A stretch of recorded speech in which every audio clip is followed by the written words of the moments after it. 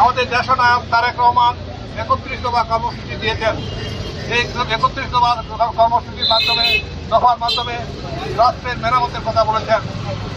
আপনারা দেখেছেন 3টি নির্বাচনে আওয়ামী লীগ যেভাবে নির্বাচন করেছে সেখানে কিন্তু জনগণের রায় প্রতিষ্ঠিত হয়নি। জনগণের ভোটের অধিকার কেড়ে নেওয়া হয়েছে, জনগণের মানবাধিকার লঙ্ঘন করা হয়েছে। সর্বক্ষেত্রে জনগণকে বিভ্রান্তের মাধ্যমে 3টি নির্বাচনের করার পরে আমাদের তারেক রহমান বলতেন গণ অভ্যুত্থানের মাধ্যমে ফ্যাসিস্ট হাসিনা সরকারকে পরিবর্তন করা হবে। তার প্রতিফলন হচ্ছে ছাত্র জনতার আন্দোলন, ফাঁসি ও কাজ ৩৬শে জুলাই। কাজে আমাদের সচেতন থাকতে হবে। এখন সবার টার্গেট হচ্ছে বিএনপি, কারণ বিএনপি যদি দেশ শাসন করে আওয়ামী লীগ সহ অন্য দলের জীবনে ক্ষমতার আসার সম্ভাবনা নেই। বিএনপির প্রতি সবাই টার্গেট।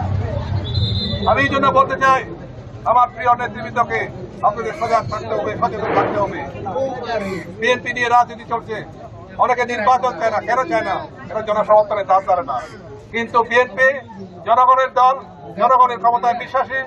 এই কারণে বাংলাদেশ জাতীয়তাবাদী দল আজকে বৃহত্তম দল এবং আগামী যে সরকার গঠন করবে। আমি এখানে রিজার্ভ বাজার এলাকায় যদি কোনো ফ্যাসিস্ট সহযোগী থাকে আমি তাদের সাবধান করে দিতে চাই,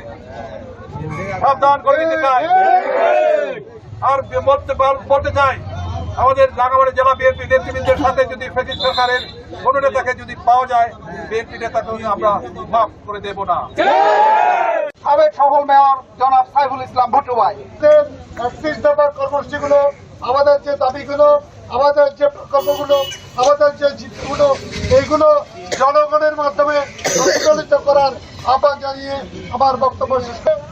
আমাদের যে ৩১ দফা কর্মসূচি, যেটা আমাদের নেতা তারেক রহমান ঘোষণা করেছেন বিগত 2 বছর আগে, আজকে অনেকেই নির্বাচন বানচাল করার জন্য, নির্বাচন হওয়ার জন্য অনেক চেষ্টা করছে।